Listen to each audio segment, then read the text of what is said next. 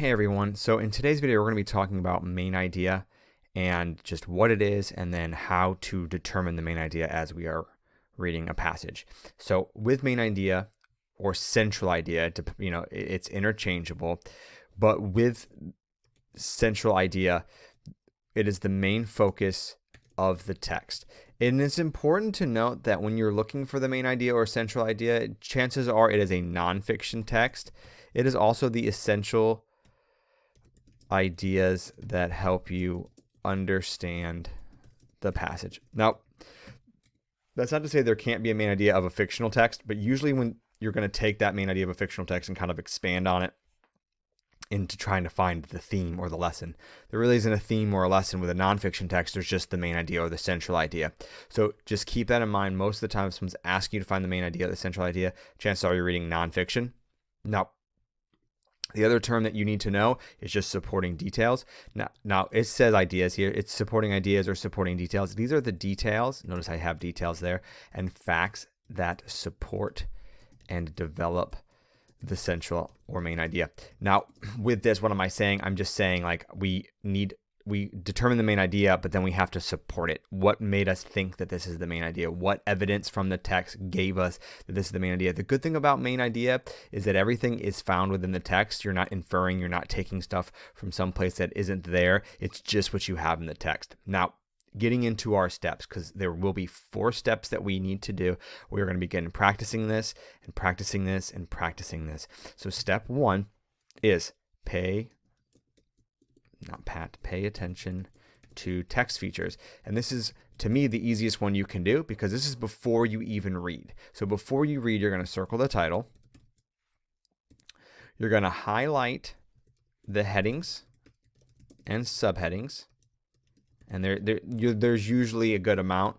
And then you're going to read the captions of the pictures. Now, the reason why, like the title is super important. We want to know the title so that we know what the whole thing is talking about, right? So when you see something like this, The Flash, right?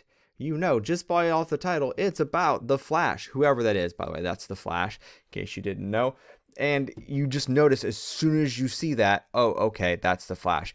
Now, the same thing with headings and subheadings. Headings and subheadings are basically mini titles.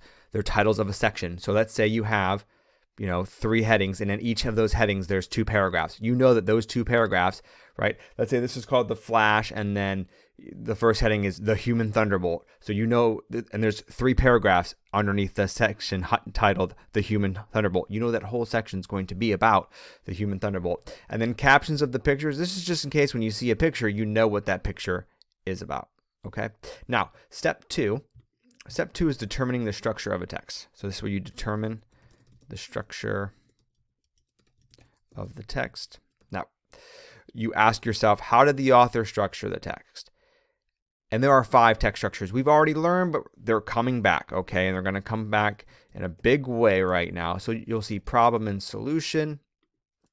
You'll see cause and effect. You'll see compare and contrast, which is one that we have been working on a lot recently. You'll see chronological, and you'll see descriptive. Now, the 2 big ones that we are really going to focus on, and I'm going to try to pick passages that involve are cause and effect and compare and contrast. That doesn't mean that necessarily will happen every single time, but again, just be on the lookout for those. Now, 3, this is, to me, is the most important. This is where you identify big ideas. Now, what's a big idea? It's just another way for saying main idea. So what you're going to do is, as you are reading each section, because there will always be sections, ask yourself, what is the big idea or main idea from this section? And then jot that down. We are going to be annotating a lot with main idea. And when we annotate, I'm just asking that you use hashtag summaries. Again, we'll talk about this a little bit a lot in our small group, but just keep that in mind. And then here's where you're going to actually type something out here. So highlight details and evidence that support the big idea in each section. Now, I do find this to be important. However, the main thing I'll be checking for is that you did the hashtag summary. So I'm not going to take off points if you did not highlight, but I will take off points if you did not write a hashtag summary. And this is all a hashtag summary is, right? You write the little number sign and then a quick summary after it, okay? It's not long. It's just enough that when you go back through and you're getting ready to write what the whole main idea of the entire text is about, you have an idea based off of, say you wrote 7 summaries or 3 summaries or whatever, you have an idea based off of that. Now, our last one here is something that it's kind of new, but we're going to work towards getting a good idea of it. You're going to locate the thesis statement. All right. Now, sometimes we don't know, like we're going to talk about what a thesis statement is here in the coming weeks, okay? But after you read, go back to the introduction. This is where you'll find a thesis. A thesis statement is basically one sentence that tells you what the entire passage is going to be about. And that's why you want to locate it. If you get good at locating the thesis statement, you get good at identifying the main idea. Like the other ones become less important because you have figured it out. Like an author is going to tell you in the beginning and they're going to summarize it in the end. What is the whole thing about? And you're just going to highlight this sentence, okay? So we're going to get better and better and better at identifying thesis statements. And then last but not least, this is not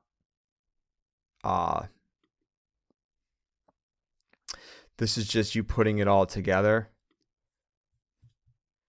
So we're going to put it all together by reviewing our annotations, making sure you understand the topic of the text. It's very important to understand the topic of the text, like what is it that we're talking about, and then ask yourself what is being said about that person, right? Part of the topic, that thing, part of the topic, or that idea. And this is the central idea. And then now we're going to talk about how does one write a central idea. So you will write by saying the title of the article. That's how you're going to start it, right?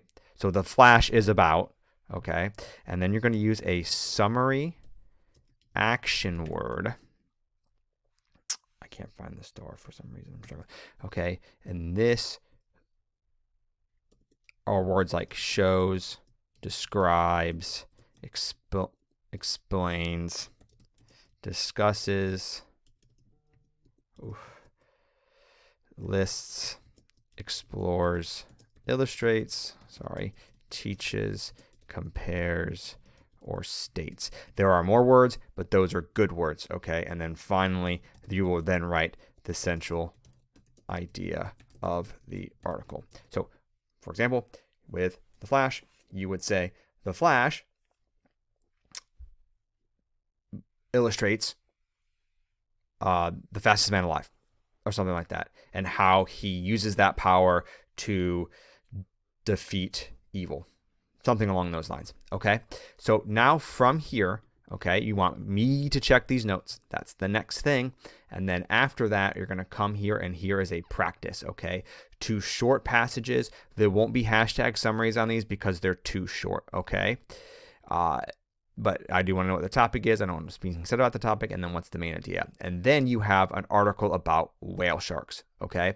And here you'll see there are headings. 1 heading, 2 heading, 3 heading, 4 heading, 5 heading. So when you get to this, I want to see 1, 2, 3, 4, 5. I want to see the headings, right?